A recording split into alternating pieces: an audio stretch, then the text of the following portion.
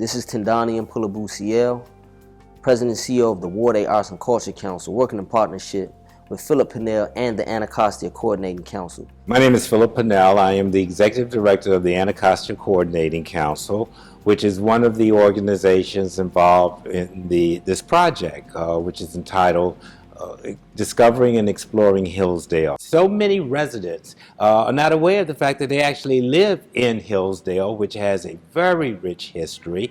And at one time, the Hillsdale Civic Association, many decades ago, was extremely active. Now there are some residents of Hillsdale that are working to restore that and revitalize that Civic Association, and the byproducts of this particular project will be to build capacity with the Hillsdale Civic Association so that more people in this community will be aware of the rich history. After blacks fought in the Civil War, which many will argue was the main catalyst of the Union winning, they still just didn't have the decent rights that they needed to have a peaceable, community. And so the Berry Plantation was purchased by the Freedmen's Bureau and then provided 1 acre or more lots for people to build homes on. And here is the start of Hillsdale.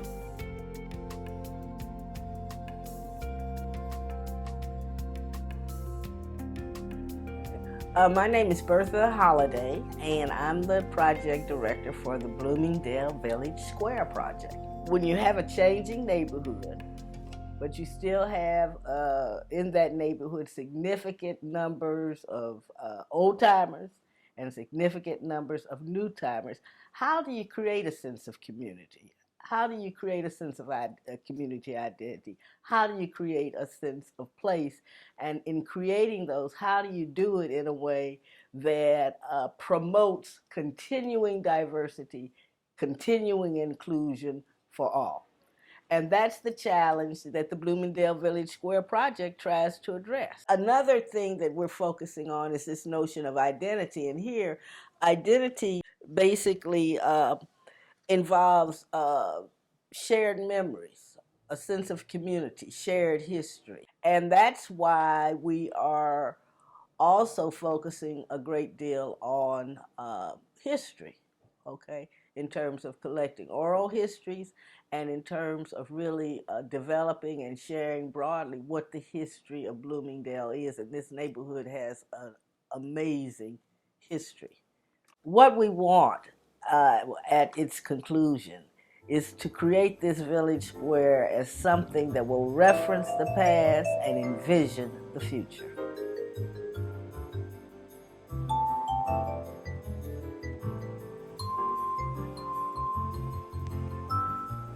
Andre Byers, President and CEO of the Development Corporation of Columbia Heights. Development Corporation of Columbia Heights has been in existence since 1986. It is involved in all sorts of revitalization efforts, including commercial real estate, affordable housing, small business technical assistance, and job training.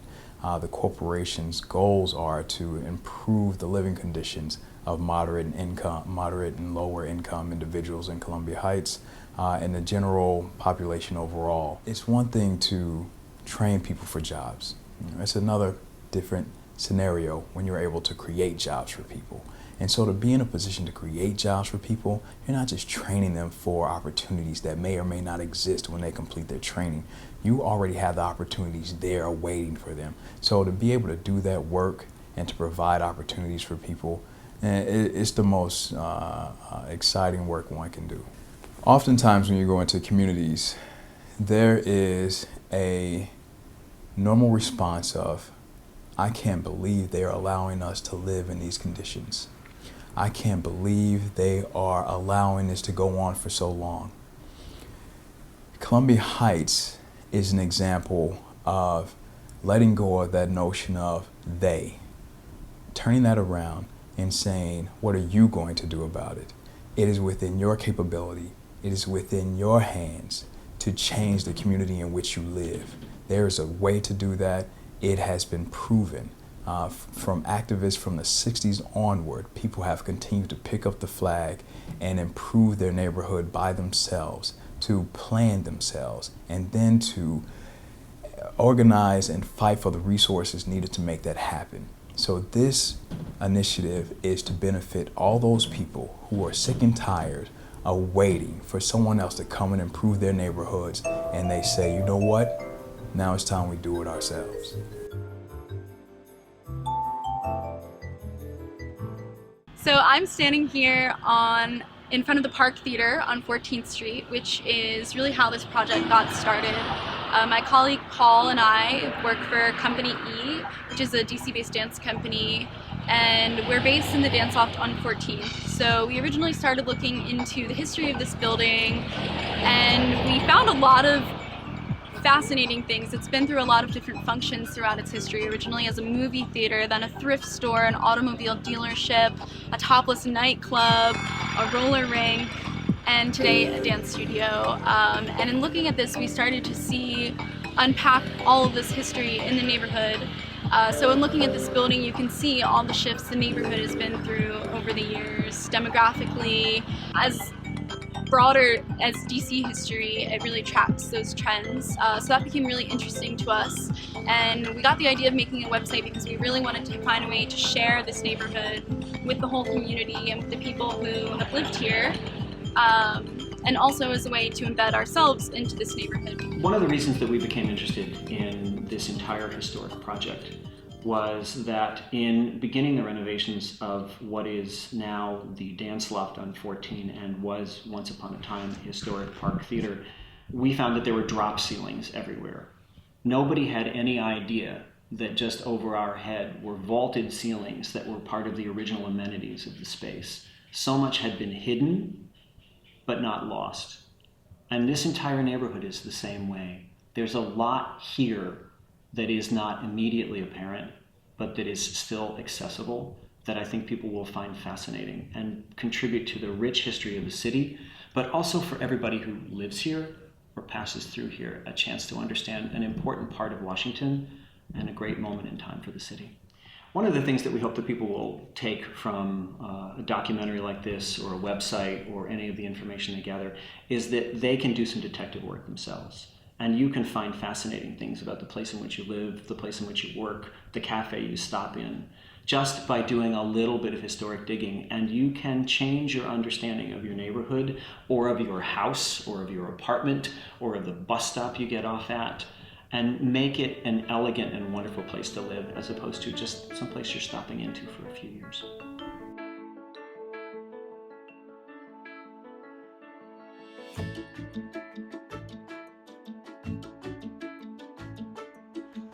I am Pat Kniff, and I'm with the Franciscan Monastery Garden Guild. And my project, funded by DC Humanities Council, is to really document the contributions of John Joseph Early to the Franciscan Monastery here in Washington, D.C. And I will look at the history of the monastery, also the history of all of the structures, both outside in the gardens, in the catacombs, and also in the monastery church itself, and put them into a printed book. I'm writing about John Joseph Early and all the contributions that he made here at the Franciscan Monastery. John Joseph Early was actually a Washingtonian. He had attended St. John's Catholic High School for a period of time, and he lived in the Mount Pleasant area of Washington, D.C. He also did the work at Meridian Hill Park. He did Sacred Heart Church on 16th Street, and he also did various federal agency projects as well. And my goal is to put together all of the work that he did here at the monastery. So what we are doing here is kind of documenting how the monastery grew over its almost 115 to 120 years, and what the major contributions of John Joseph Early were to the Franciscan monastery. He really made a name for himself in Washington, D.C., and also he actually did about 8 other churches in the United States. So he was quite prolific in terms of that kind of architectural work.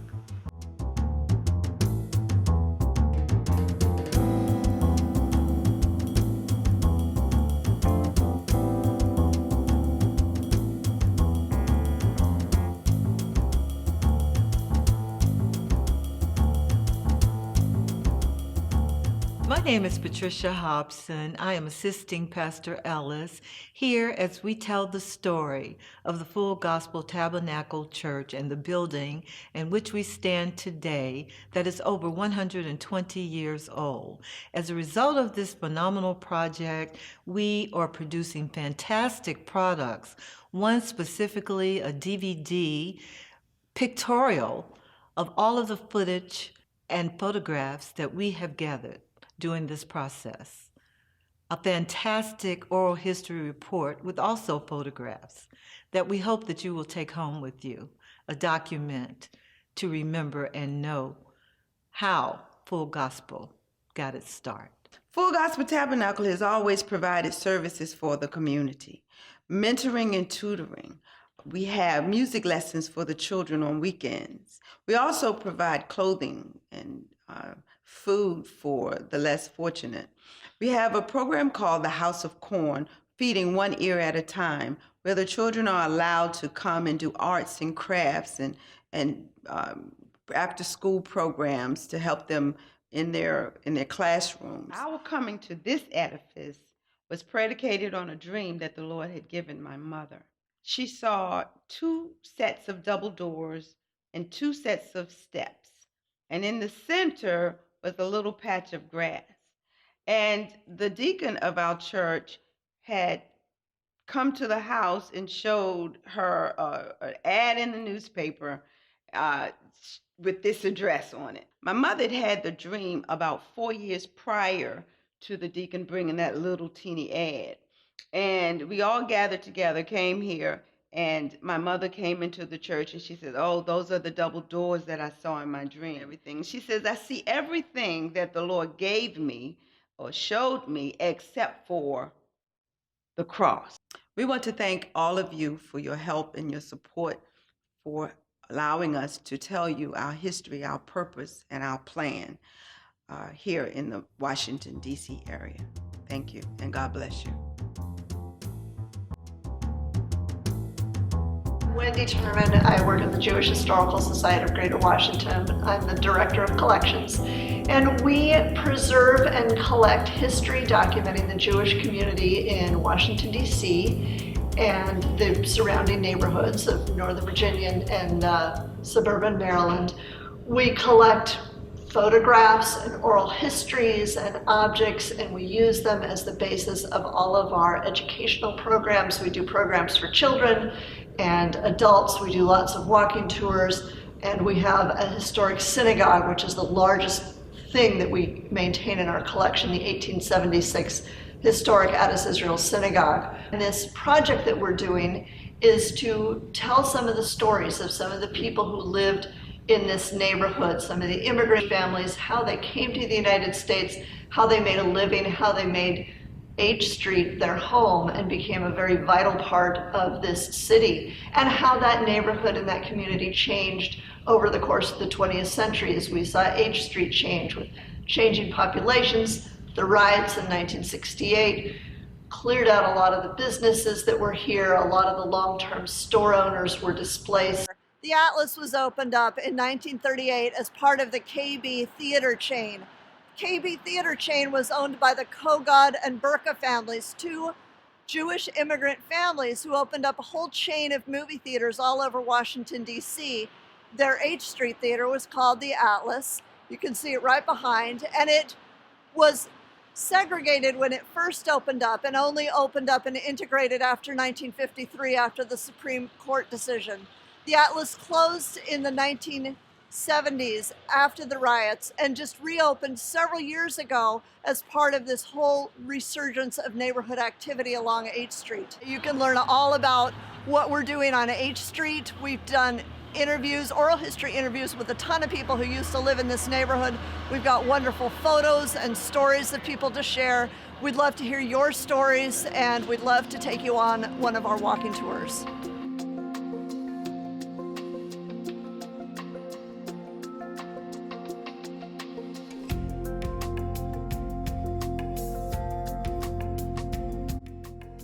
I'm Mark Reek, and I am the collections coordinator with special collections at the DC Public Library. And I am the co-chair or vice chair of the annual Historic Studies Conference here in DC that the Humanities Council is helping fund this year and has in the past. The impact, I think, is it furthers this discussion of DC and its historical place. It allows the residents to see that there is a deep scholarship and things that go on in here in the city. Most people may not know that they understand that we live in the city, that there's this federal government here, that a lot of historic things have happened on a big national scale. But there's also been a lot of local things that have happened that are very important to the development of this city. And our job is to sort of tell that story. There's a really loyal group that comes every year to the conference. They range from those that sort of study DC history, that even those that write about it, to other people that come. We do get high school students that come. We have high school students that present as well on projects that they've worked on. We like to see that because that tells us that DC history is alive and being studied, and people are wanting to talk about it.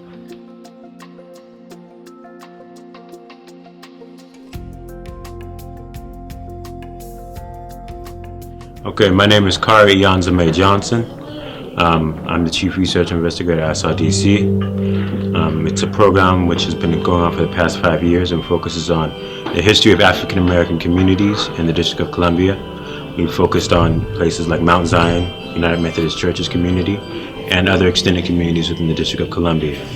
What we've had is youths from across the city from different wards come and conduct archival research, oral histories, and also document that process and basically construct an exhibit or present it in their own method through their own mediums, using art, video. And we're also doing some interviews with individuals who participated over the past 4 years. So it's like a look back and a look forward in a sense. Great that I'm excited that our program is continuing to move forward and continuing to highlight important historical places within the city, information and youth involvement in intergenerational activity, such as historical research. It's very important to me, and I think that communities like this are very important. Communities across the District of Columbia are very important to even forming identity of who we are as Washingtonians and who we are as Americans when we're looking at history.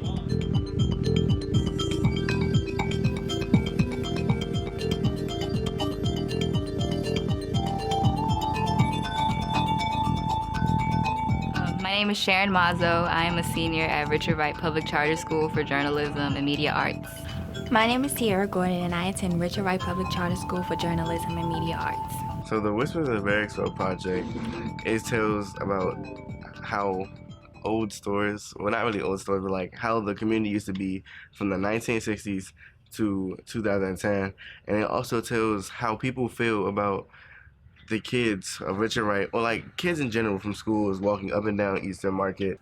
The Whispers on Barracks Row is a project that we're doing demonstrating what was here many years ago, because we know that everything that's here, Capitol Hill, was not the same. We wanted to know how everything came to be. So my favorite part is working with the students. I am an educator, former teacher,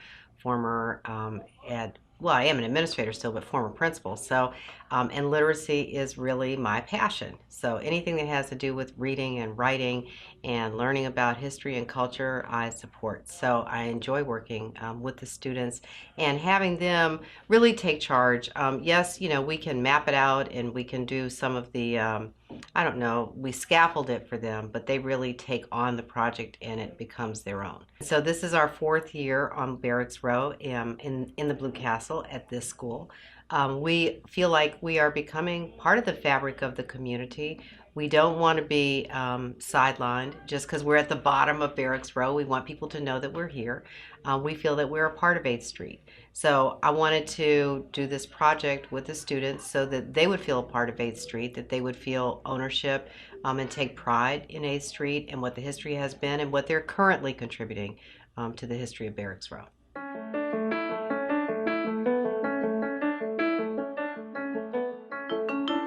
I'm Josh Gorman. I'm the collections manager at the Smithsonian Anacostia Community Museum. We're thrilled to have worked with the Historic Preservation Office and DCCAH to bring this collection into the museum's collection, and we're absolutely thrilled with the work that Ms. Saunders has done to do some quality historic and material culture research on these collections. Hi, my name is Jennifer Saunders. I'm a researcher here at the Anacostia Community Museum. I'm undertaking the research in history and material culture that will help give this collection a voice that speaks to the mission of the Anacostia Community Museum. The information Ms. Saunders gathered about these collections, along with high-quality digital images of these items, will be shared online through the Smithsonian's Collection Search Center, which is accessed by millions of people in the district and worldwide every year. So what's particularly unique and fascinating about the collection we have here is that it's a snapshot into the everyday lives of this family. Archaeology and material culture study is not just the study of kings and emperors and rich people. It can be the study of everyday people as well. Everyday people whose stories, without the work of places like the Historic Preservation Office and the Anacostia Museum, would otherwise be lost to us.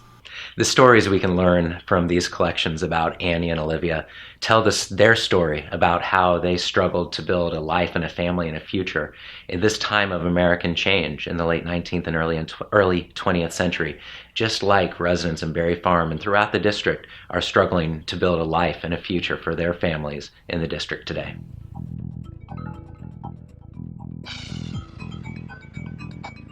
My name is Beverly Lindsay Johnson, and my project is Billy Stewart and Van McCoy, DC's Unsung Native Sons. And the project consists of recognition of two prolific songwriters and musicians from Washington, D.C. That was Billy Stewart, and the other one is Van McCoy. And the project is to celebrate in 2016 during Black Music Month in June, celebrate the, just Van McCoy and Billy Stewart as they have really been unsung Native sons. They really have not been recognized and given their props and just dues within not only the music industry, but as well as in the community. Billy Stewart was discovered by Bo Diddley. And Bo Diddley was on Chess Records, and he was also an A&R man for Chess Records. And Bo Diddley had a group of artists from Washington, D.C. that he took to Chess Records to record, and Billy Stewart was one of them.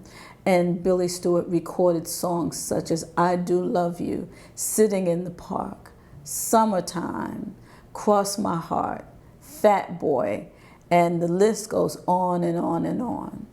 And as for Van McCoy's claim to fame, if you will, is the song Do the Hustle, which championed in a whole new culture. Part of the project is to collect oral histories from people who knew both Billy Stewart and Van McCoy, both in their communities, their families, as well as in the music industry. And those oral histories that we collect, we hope to donate them to the Smithsonian African American Museum.